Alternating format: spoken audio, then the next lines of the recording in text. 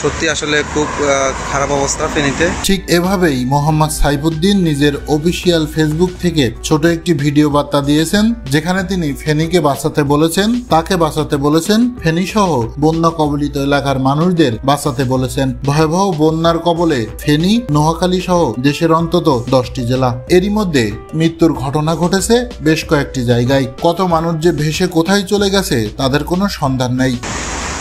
Electric, পানি কিছুই নেই। দেখা দিয়েছে মানবিক বিপর্যয়। এমন ভয়াবহ পরিস্থিতিতে দেশের বিভিন্ন শ্রেণী পেশার মানুষ যে যেখান থেকে পারছেন এই মানুষগুলোর পাশে দাঁড়াচ্ছেন। সাইফুদ্দিনের এই আত্মনাদ একটু দেখুন। বেহীন পুরো ফেনী শহর। আমি আসলে অনেক চেষ্টার পর কিছুটা মোবাইল চার্জ করতে পারলাম। অনেকে ঢাকা থেকে হয়তো যোগাযোগ করতেছেন, আপনাদের অনেক আত্মীয়স্বজন ফেনীতে আছে বিভিন্ন উপজেলায়। সত্যি আসলে খুব খারাপ অবস্থা ফেনীতে। ইলেকট্রিক, পানি কিছুই নেই।